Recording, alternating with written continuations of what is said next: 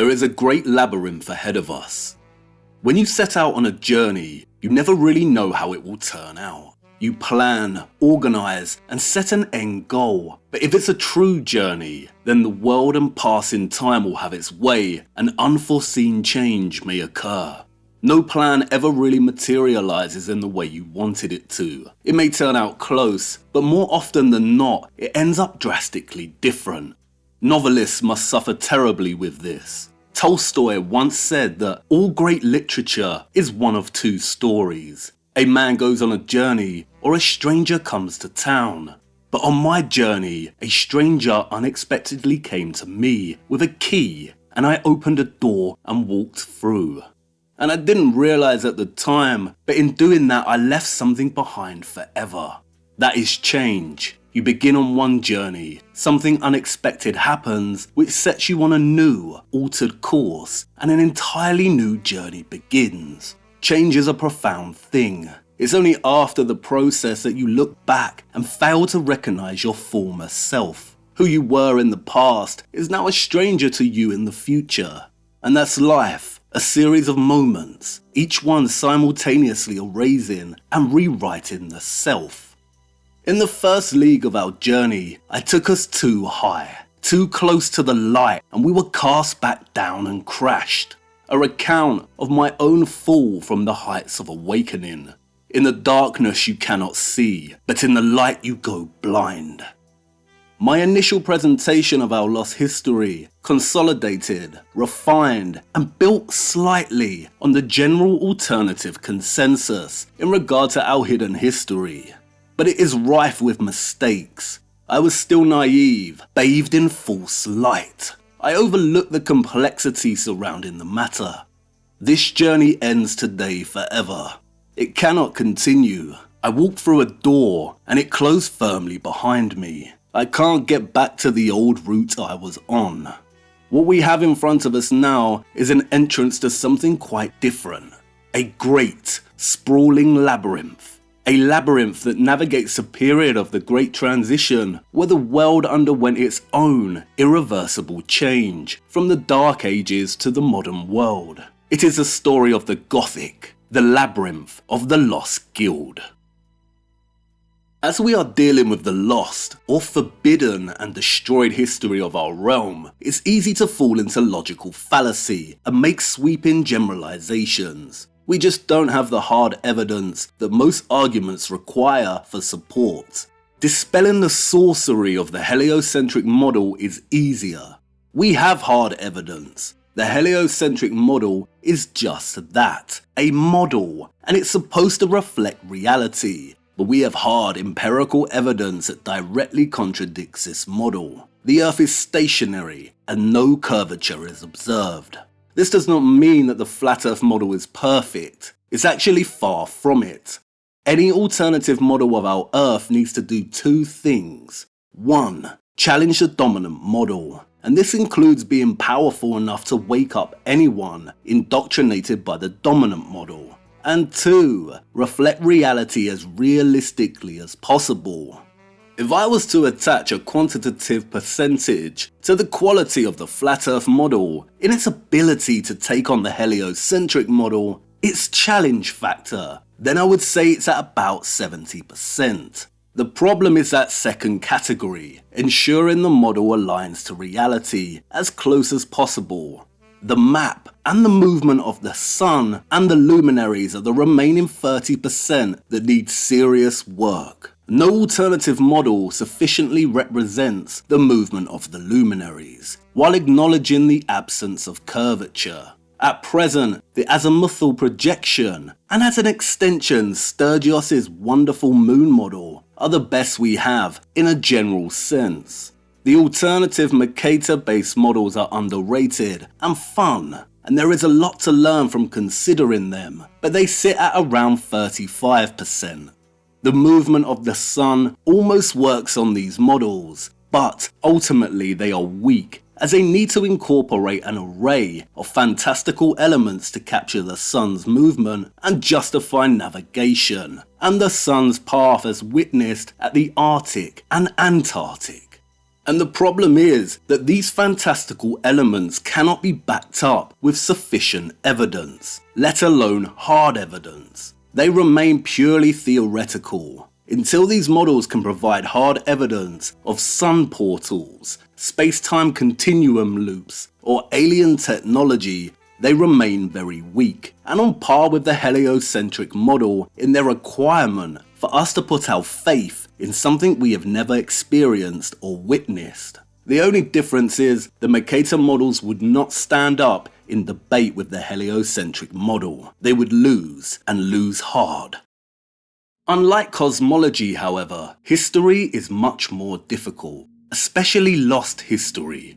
We are not trying to align a model and reality. The past is the past, and it's gone. What we are primarily dealing with is narrative, and narrative is a very powerful entity. And not only that, but we only have visual evidence dating back to around the 1840s. Anything could have happened before the 19th century. If I was to assign a percentage to our current consensus of alternative history and its ability to challenge the official narrative, I'd give it a rough 15%, based on the evidence collected so far in regard to the lies surrounding humanity's engineering and technological development. The problem with lost history is that our mode of investigation primarily consists of locating anomalies, connecting dots, and using our imaginations. And that's fine. Even official historiography utilizes the tool of the imagination more often than it relies on hard evidence to flesh out certain eras. Lost time is precisely that, lost. The past is gone and cannot be fully resurrected. No historian can fully claim that they know what an era was actually like. They can connect archival dots and study the arts, social movements, politics, but they can never reclaim the thoughts, sentiments, and memories of the people that actually populated these historical eras. And not only that, but archival material can be forged, duplicated, destroyed.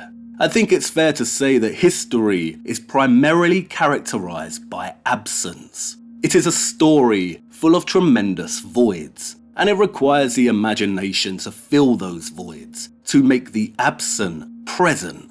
And with this comes a tendency to fall into logical fallacy and hasty generalization. To demonstrate what I mean by generalization, here are a small handful out of many that currently plague our current line of thinking. The historical narrative surrounding mankind's technological and engineering advancement is a lie. Therefore, all of the historical narrative is a lie. Many structures show red brick under their facades. Therefore, all architecture was constructed in red brick. Many rock formations resemble melted buildings. Therefore, all mountains and land masses are melted buildings. The letter J appears in front of many dates. This means it was the millennial reign of Jesus. And the problem is, there exists a lot of counter evidence that can dispel these generalizations quite quickly.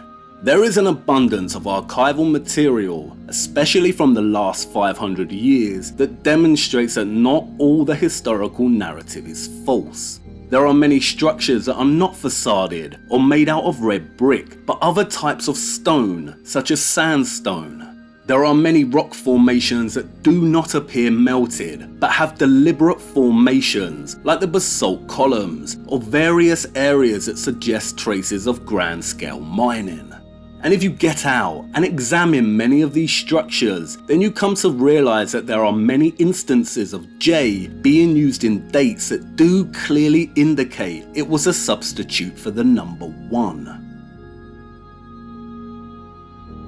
The reason it's important for us to refine and nuance our argument away from hasty generalization to a position that handles the complexity of the matter is because it can ultimately hurt us. And we have already shot ourselves in the foot. We have fallen into the trap of writing off the entire historical narrative due to obvious lies surrounding the history of humanity's engineering capabilities. What we have done instead is make claims that the entire narrative and all the characters that populate it are potentially fake. And this is bad. The boomerang will whistle back soon enough and hit us in the teeth. And don't misunderstand me, it's likely that a tremendous amount of it is fake. But if you enter a debate with a historian or professor of architecture and claim that all of history prior to the 19th century is a lie, they won't only win, but they will laugh in your face. The more hasty generalizations we make, the more stupid we end up looking. And don't get me wrong, I love a hasty generalization as much as the next fella. I'm not on my high horse here. In fact, I love it so much that I made the worst hasty generalization of them all. We see similar structures all over the world. Therefore, they belong to one whole unified civilization. That right there is not just a fallacy, not just a premature generalization, it's a sin. And I should have been called out for it from the start. I should have been ridiculed and put in my place. How could I have been so utterly stupid? And it matters so much. It was irresponsible, and now I feel a colossal responsibility. Firstly to you, viewer, my companion, and secondly to those of the past. And it's all my fault. After all, only fools rush in. But perhaps some will relate to my story. As I left the dark and entered the overwhelming light of awakening, I was blinded. The transition from dark to light is so abrupt, your eyes don't have time to adjust. It obscures one's reasoning. We pride ourselves on not being sheep, on not regurgitating the stories that indoctrinate so many minds of those amongst us. And yet we still have a tendency to do this, albeit in a different way, under the mindset of being awake. Never ever adopt the mindset that you have all the answers, especially when dealing with lost history. This is hubris, and the world will have its way eventually and make a fool of you.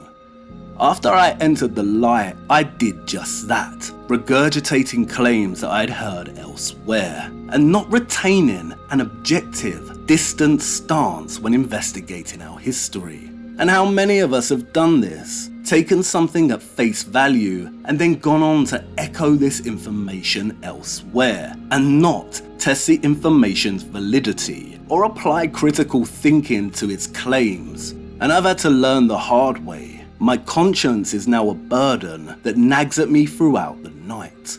We see similar structures all over the world. Therefore, they belong to one whole unified civilization. What a fool. Who the hell do I think I am? And you might want to say, it's fine. Come on now, don't be so hard on yourself. We all get it wrong sometimes. And that's true. But making a generalization like that is not without consequence. Really think about it. Who suffers from a statement like that? To illustrate my point, let me share with you an experience I had last year that gave me such agonizing cognitive dissonance. And this time it was different. My dissonance was not there trying to protect everything I had learned since childhood, but it was trying to protect my newly acquired light, my awakening. And it was on that day that I had a kind of reawakening, a challenge to the light that eventually led me down a path in search of clarity. I was on a road trip through Europe, and Great Britain was my last stop, so I prioritized the country's jewels. I wanted to photograph its cathedrals. It was the end of my trip, and I only had time for one more stop. Did I pick York or Liverpool? I wanted to see York for so long, to document its architecture, but for some reason unknown, I chose Liverpool instead. And I wasn't disappointed. In fact, I was stunned. Not only is Liverpool Cathedral England's largest cathedral, it's one of the strongest contenders for the country's greatest cathedral.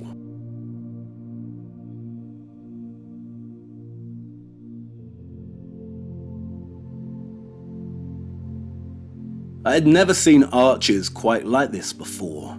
I felt completely dwarfed. The entire structure's gargantuan authority inspires, awes, and terrifies. My hands even started to sweat as I ventured up to the top of its tower. Although I stopped in amazement to see the 13 bells. The central bell, named Great George, weighs 14,000 kilograms. I spent my time snapping photographs here and there, proclaiming that this was glorious old world tech. That the quarried graveyard next door meant that it was a mud flooder. That it was a great impossibility. And as I entered the gift shop to see if they sold any photographic prints, a book caught my eye. The Building of Liverpool Cathedral. Come on then, I thought, let's have a good laugh. But when flicking through the pages, I came to learn that Liverpool Cathedral was actually constructed in the 20th century. It was one of the first real cathedrals to be built in England for 600 years, and the pages were full of photographs detailing its construction, brick by brick, stone by stone, arch by arch. There were images of masons at work,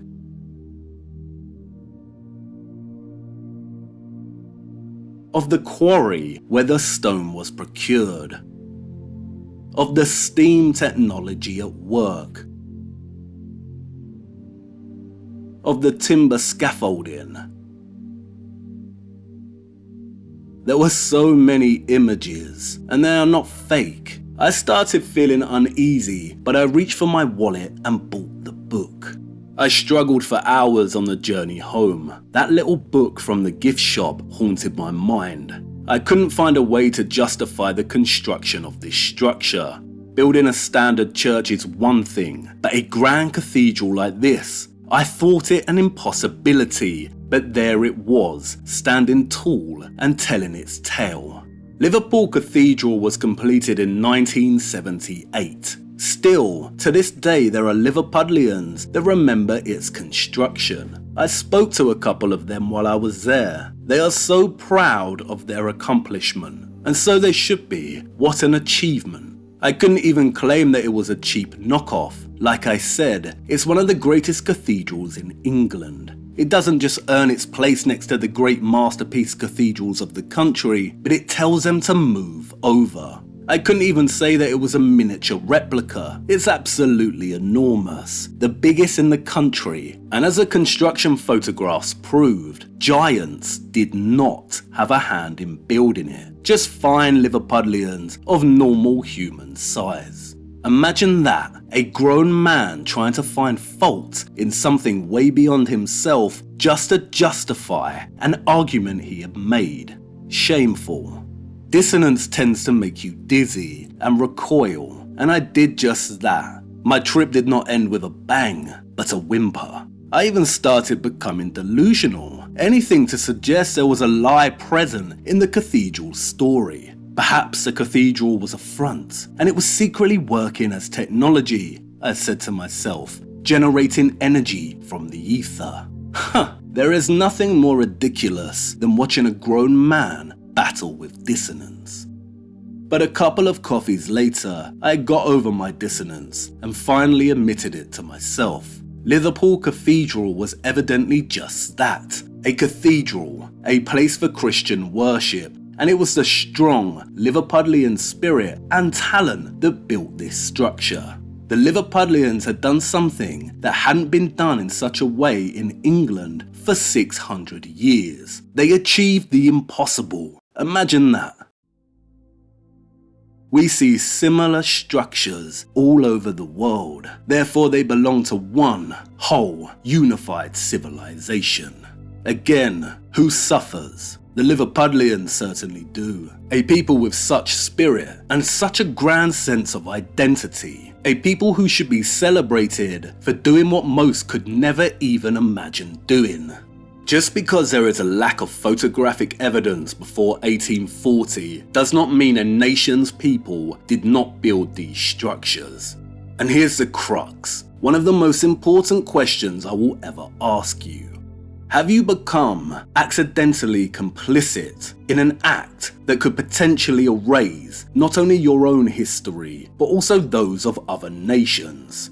I did exactly that when I made one seemingly harmless, stupid generalization.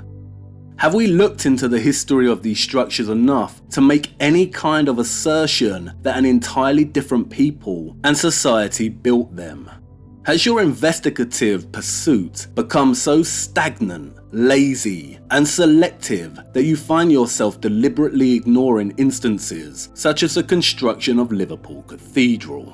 Mine had. What a mistake. What a sin, and an unnecessary one. Do not repeat my mistake, and I need to right this wrong. I plan to demonstrate that these structures were not put up at the hands of some mythical, one-world unified civilization.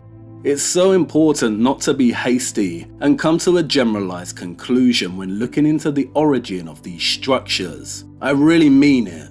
Let me try and put it another way to emphasize what I mean by this. We reject this, don't we? Why? Because of the potential for injury or even physical erasure as a result. But then we accept and promote something like this. Are we that blinded by the light that we cannot see how they are one and the same thing?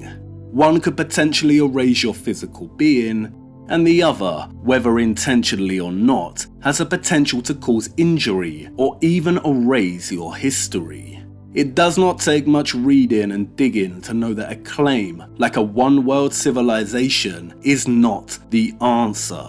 James W. Lee's book, The One World Tartarians, the greatest civilization to be erased from history, which can be viewed as a broad summary of the consensus I am referring to, is a powerhouse of reductive, simplistic generalization that dismisses and erases Europe's entire history in favor of a utopian lie, with little to no evidence to support its claims. Tartaria is not the answer. This is not the answer. No. In one of their many brilliant articles on stolen history, Dreamtime hits the nail on the head. In reality, Tartaria was simply a geographic area in Asia. It was part of the Old World, but it wasn't exclusively the Old World. To this date, not a single proof has been presented why this geographically limited region in Asia called Tartary was worldwide. I couldn't agree more. Tartaria's history as a nation and as a people is important and intertwined into the larger historical story of the Middle Ages, but it is not the sole answer. It does not even come close to doing the matter justice. Not only does repeating an argument like James Lee's make us look stupid, but drowning an entire nation's, let alone the entire world's history in Tartarian ink has a potential to be very damaging. The etymology of the word Tartaria is hell. I would like to hear Lee's justification as to why he thinks it's appropriate to try and rewrite European, Indian, Asian, and African history as Tartarian, or write our entire world history as globalist, because that's what this type of approach is, globalist revisionism. And I naively promoted it, and I have no justification for my actions. I made a mistake. And I know what you perhaps might say. It's more of a placeholder, just a word we use to describe these kind of structures. Perhaps, but that kind of reasoning is a half-baked argument at best. It is an attempt to cling on to an incorrect and potentially damaging argument and redesignate it as having some kind of worth or usefulness, which it does not. There is an abundance of empirical and written evidence testifying to the differences between Gothic and classical architecture, and this distinction is a basic architectural difference. There are many more differences between these magnificent structures. The use of a word like Tartarian as an adjective to describe these structures is completely wrong in every sense and cannot be justified via any argument. And not only is it wrong, it's nonsensical and weakens our position. Again, it makes us look stupid. Think about it. If you describe Liverpool Cathedral as Tartarian, you are effectively calling it Mongolian or Asian. Is it really the most suitable adjective? Is there enough evidence to call cathedrals like Durham, York Minster, and Salisbury Mongolian? And you might say, but the history surrounding Tartaria has been so suppressed, it had to be them. Well, by that logic, why stop at Tartaria? Many nations have suppressed histories, some much more so, you could argue. Why not describe this style of architecture as Brazilian, Indian, or go even further and call it Parisian or Venetian? Describing something as Tartarian is just as useful as describing it as Irish. It tells us nothing unless it is actually Tartarian or Irish. And what does it do instead? It displaces the actual heritage of the people who did actually have a hand in constructing these structures. Liverpool Cathedral is not Mongolian. It was built by Liverpudlians, just as Notre Dame was built by the French and Cologne Cathedral was built by extremely talented Germans. I cannot emphasize it enough. This kind of hasty generalization and linguistic suggestiveness of a unified civilization has a potential to be so damaging. In our current time, words like Tartarian should not be tolerated. And yet it's strange, isn't it, that during such a time that this word could become so prevalent. Now more than ever, it is vital to stand up for our nation's history and to exercise high caution when it comes to accepting any hasty generalization. I made a grave mistake and take full responsibility, and which from now on will attempt to rectify. Back to Liverpool Cathedral. Once I had gotten over myself, I realised that I actually felt quite chuffed. Liverpool Cathedral was hard evidence of the amount of labour, planning, engineering and industrial capability it takes to build one of these giants. It took the Liverpudlians 74 years to build, and that's post-industrial revolution. So the historical narrative surrounding the construction of so many structures of the past was most certainly very questionable. It took our ancestors in the Middle Ages a mere 7 to 10 years to completely rebuild Canterbury Cathedral, and I could now see the problem in front of me. I had presented a bad, lazy, and hyper-simplistic argument that could be debunked very easily and failed to do the subject any kind of justice. I spoke about the old world as if there were not centuries between some of these structures. A tremendous amount can change in a century, even in quarter of a century. See for yourself.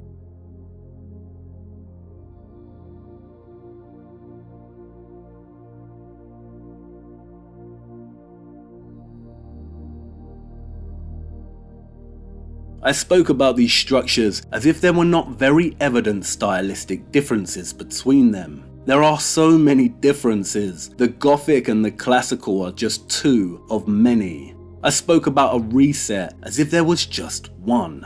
I spoke about the mud as if it was just one isolated incident or cataclysm. In making hasty generalizations, I had set myself up for defeat. Our alternative historical model or approach is very weak and offers no real challenge to the official story. Let's take a moment to review the pros and cons of the alternative consensus. Let's call it the awakened narrative. Its greatest merit is its ability to seize the attention of the recipient and wake them up to the possibility of historical fabrication. Which leads to its second merit. It instills in the recipient a new or renewed vigour and passionate interest in architecture and history. Suddenly a whole new world of inquiry opens up to the recipient with childlike wonder. Both of those pros are very powerful, but it's about as far as they go. Its cons, however, are plenty. It takes hundreds, if not thousands of years worth of history and reduces it to generalization. It ignores a majority of the historical narrative in favour of the imagination. It tends to rewrite lost history in black and white terms. It's either or, good or bad, this or that. It tends to favour globalist revisionism and accidentally ignores or erases huge national groups from its vision. And finally, its worst attribute. It is wrong. And there is no change in that. And despite this, and the initial anger I felt as I moved towards clarity, I am forever grateful to the awakened narrative. It really is a perfect tool to kickstart further inquiry and investigation, and I would not be who I am today without it. And it is worth never forgetting that the awakened narrative is nothing but a tool, not the be and end all. And I now knew what I needed to do. I needed to strengthen and nuance my argument and approach, and do something I should have done a long time ago. And that's when I remembered Victor Hugo. It was time to revisit one of my favourite writers, and time to revisit his story more generally, and study it properly. I knew cathedrals, yes, but I did not know their story. I did not know the story of Gothic architecture at all, and I wanted to investigate further, to use the key Hugo gave me to try and get a better understanding of things. I wanted to know why there was an agenda to eradicate, erase, and rewrite the Gothic, why the Dark Ages were surrounded in foggy obscurity, what was being covered up here. And I wanted to know once and for all, did architecture once hold a lost function that has been hidden from us? Did the cathedrals hold a mystery? Yes, they built Liverpool Cathedral in the 20th century, but that doesn't mean the cathedral, as a form,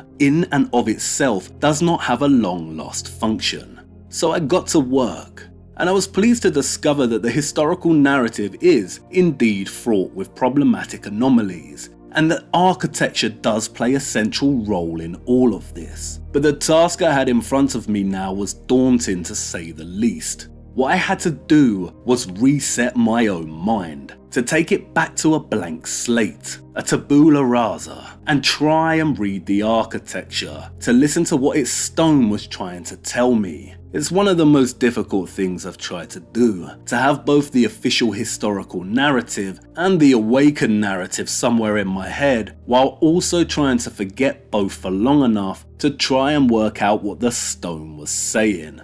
And to listen to the stone honestly, and not try and make it work with a narrative or theory that I'd like it to work with. Narrative or storytelling is so powerful in its ability to be convincing and authoritative. This is why history is very susceptible to corruption and falsification. Hugo is not off when he says that the printed word killed the building. It killed much more than that.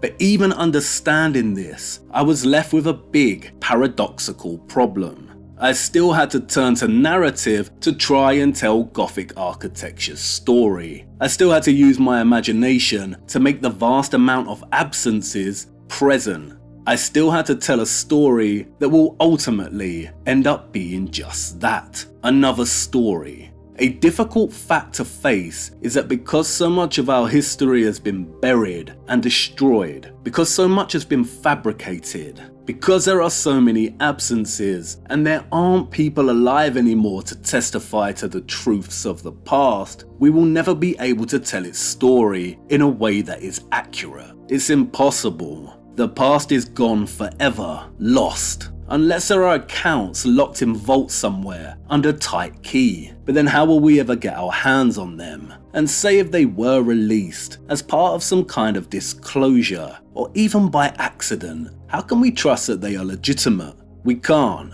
The search for truth in the great annals of history becomes a search for the Holy Grail. It's one of the most frustrating activities you can engage in. It seems like every time you make some kind of progress and turn a corner, you end up meeting a dead end. More often than not, you want to give up. But it becomes a kind of addiction, especially hunting for keys. The whole process really fills the individual with a Beckettian sense of the absurd. I can't go on. I'll go on. And the real problem is the Holy Grail, the truth. Every time you think you have it cornered, it hops delicately out of the way and disappears into the night like a woodland doe. If you are waiting for someone to appear in this godless cyberland and give you the truth, then you really will be waiting for Godot. I do not have the truth. All I can do is try to dispel the lies, hold a critical light to some information, and try to piece a few things together. any and all retellings of history will be part fictional and part factual. In realizing this, I was able to recalibrate what I wanted out of my investigation. It really depends on what you are searching for. For me, I want to get as close to understanding this riddle without deluding myself or relying on elements that I cannot evidence. I want the story I try and tell to stand up as a piece of alternative historiography, without too much generalization or fallacy, which is very difficult to do. I'd be lying if I said that we will not need to rely on the imagination to make so many historical absences present, but this time I will ensure I very clearly signpost what is theory and lacking evidence, when a claim has evidence to support it but requires development, and when we have sufficient evidence. But, and most importantly, I want my investigation to be a challenge to the official story. The Flat Earth model challenges and pressurizes the heliocentric model tremendously. That's why many used to earn their little context boxes. But the awakened narrative that deals with alternative history never got any of these, did it? Nothing that comes out of this community within this line of thinking gets suppressed, does it? And why?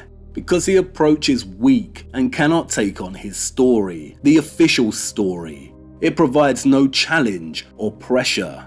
And that's because we have fallen into the trap of hasty generalization. Think about it logically. If we generalize that all history before the 19th century is fake, then we are left with a big, open space of time with no individual characters in it. And as all stories need characters, when we do try to introduce one, let's say someone like Charlemagne, all the opposition has to do is highlight that we are cherry picking. So all our narrative is fake, but you believe Charlemagne, a character within our narrative, existed and was real. If we completely ignore the official narrative and go our own way, we lose. Because of the weak argument I presented in Volume 1, and due to the fallacious approach to this subject matter more generally, it now means we are carrying a lot of baggage that we need to drop. Let's free ourselves of some of this right now. This is the US Capitol building. It was completed in 1863. This is the Canadian Parliament in Ottawa. It was constructed between 1859 to 1866. This is Tower Bridge in London. It was constructed between 1886 to 1894. This is the administration building of the 1893 Chicago World's Fair. Construction started in 1892. This is the Virumwee Dam in Wales. It was constructed between 1881 to 1890. Here are photographs of the US Capitol building being built.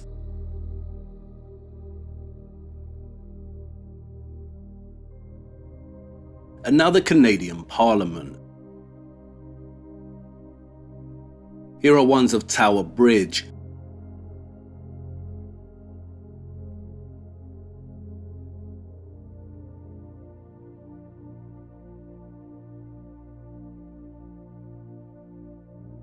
And the administration building.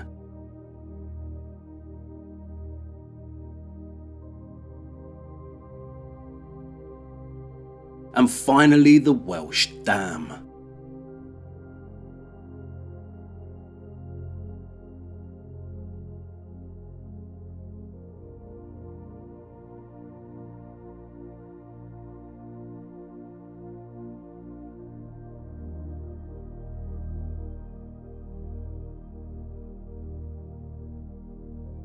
These are a problem. Much like Liverpool Cathedral, you almost don't want to look at them, do you? And why? Because they are visual evidence of citizens of the 19th century building glorious structures.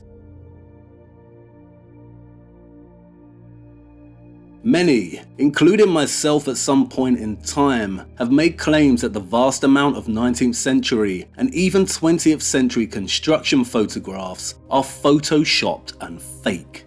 And to be honest, given the amount of deception we are subjected to, a claim like this is not that absurd. But can anyone provide hard evidence to support the claim? Can we demonstrate properly that these images are indeed fake or have been photoshopped like some have claimed? I don't think we can, and that's problematic. It means our argument is weak. Can we make a case for them being staged photographs, that there are big visual omissions and absences in regard to the means in which these structures were actually constructed, and how the materials for their construction were procured and prepared?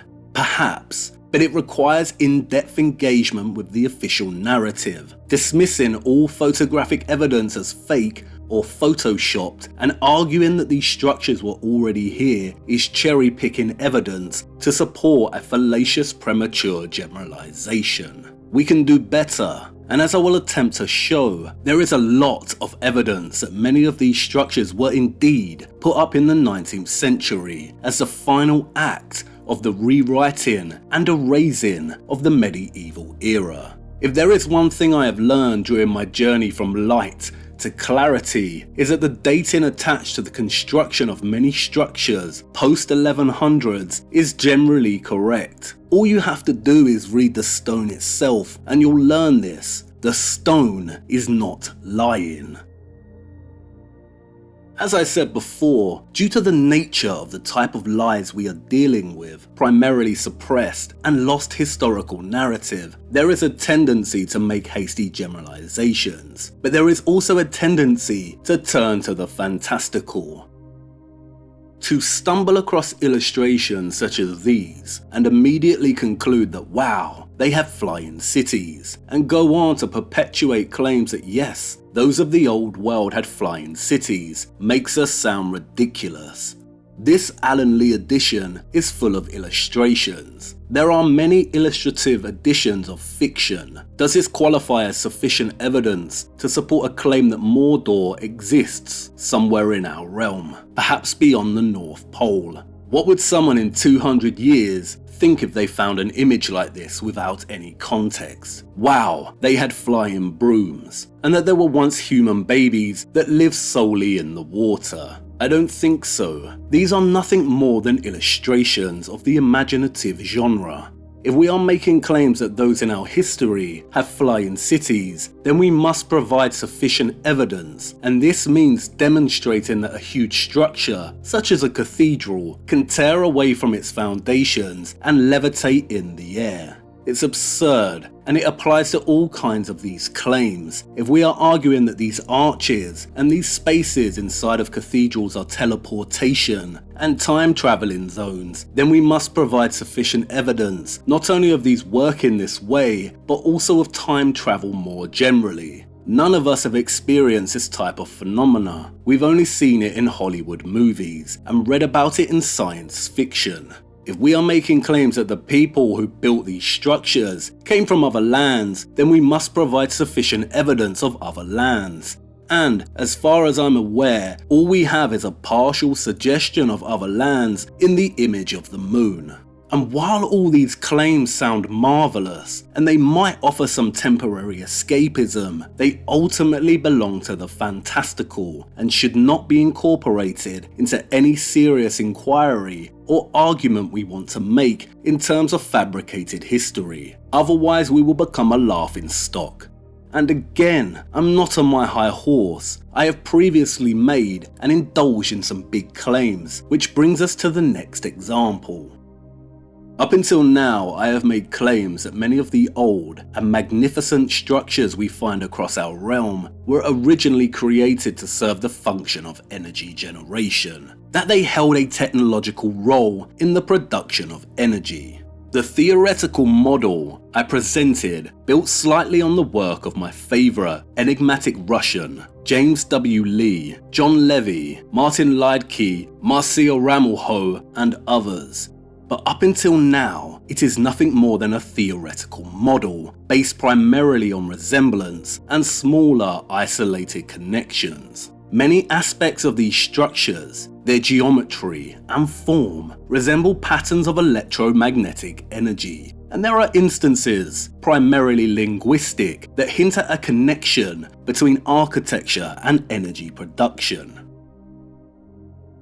It is now time, however, to try and evidence this claim, otherwise the argument will be classified as pareidolia, the tendency for perception to impose a meaningful interpretation on a nebulous stimulus, usually visual, so that one sees an object, pattern, or meaning where there is none.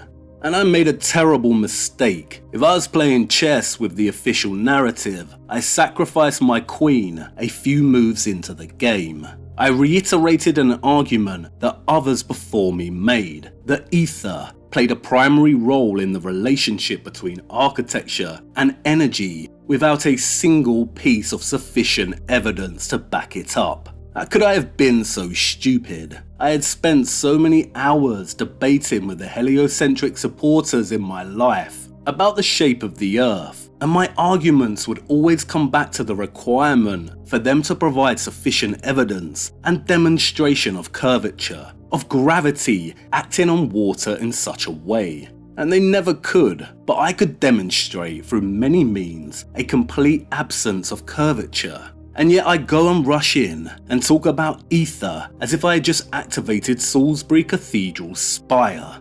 Silly lad, you lost your queen before the game had really begun.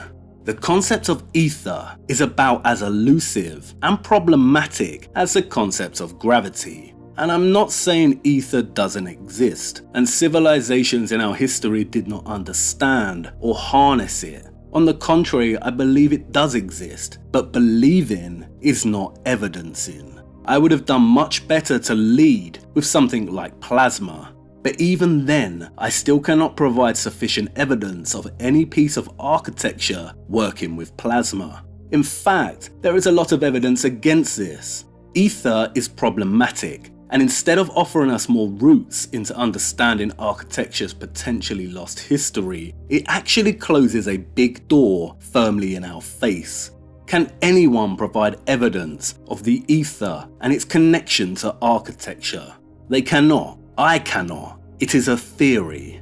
And because of this, we do run the risk of ether becoming the new gravity, the new lazy justification, the get out of jail free card. And my story should be a lesson for all. Never repeat a theory unless you can stand behind it with sufficient evidence. Ether is just one theoretical way of approaching these structures. But if we cannot evidence it and continue to argue for it, then what happens? Then our argument remains weak and we lose. Now what I will say is this: the concept of ether does play a role in the story of the Gothic and the Middle Ages, and we cannot dismiss it as complete baggage just yet. However, I cannot provide sufficient evidence of architecture harnessing it. No one can. And why is that? Because perhaps it is not correct. This means that the ethereal connection between architecture and energy remains an unproven theory. It is also too vague a concept to work with in evidencing a connection between architecture and energy. The evidence on this matter needs to be more tangible than a concept such as ether. The ether architecture theory has become a wild fantastical claim of which I have contributed toward. And as it's now hindering our progress, I will be dropping this theory right here and pursuing different routes into investigating the potential hidden mysteries of architecture.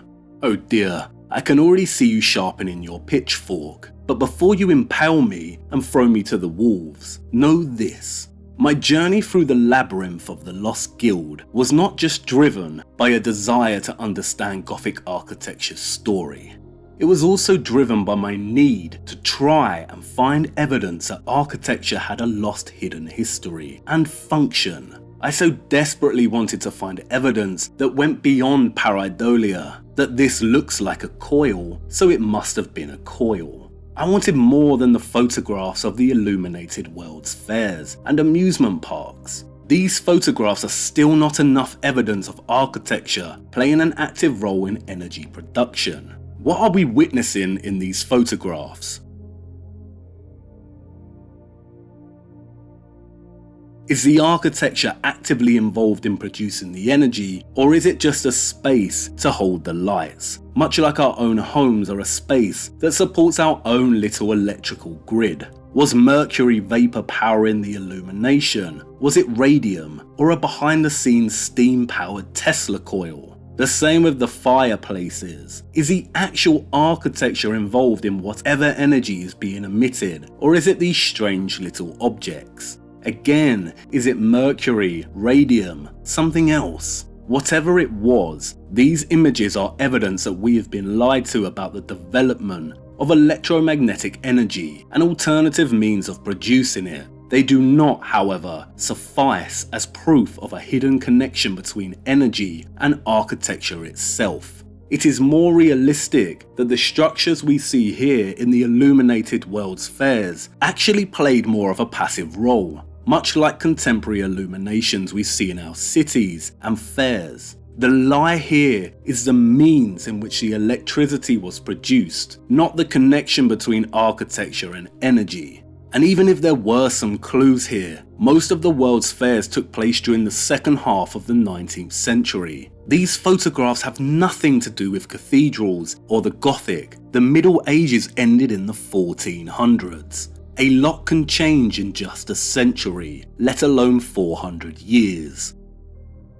And the whole thing almost got to me too much. The official narrative is very powerful, and I almost succumbed. I almost packed in the whole inquiry into our lost history and was ready to admit defeat, that I could not play this game of chess. My opponent was far too smart and cunning, that all the clues that would yield just enough evidence had been successfully buried and destroyed, that we could not get any further in understanding our lost history, and all we were left with is pure imaginative theories, that perhaps there was no great cover-ups. And much of this frustration stemmed from having a theoretical concept like ether in my mind. If you give yourself over entirely to a theory, then you lose all flexibility and go blind. And it's not a good position to be in. What if there are other things clearly hidden in plain sight, and you cannot see them because your mind is too attached to a theory? What if there are other approaches and paths to take when trying to investigate architecture's potential hidden history? Hugo outlined one, didn't he? That architecture functioned like a language before the Renaissance.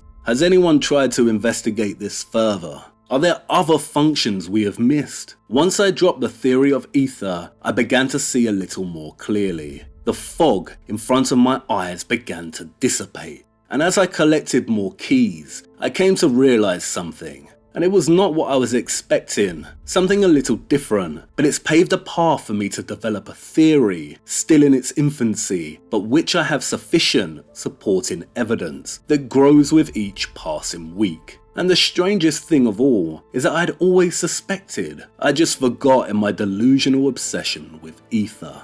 The best thing you can do is start applying heightened scrutiny to all information. If someone presents a theory, then it needs to be evaluated properly.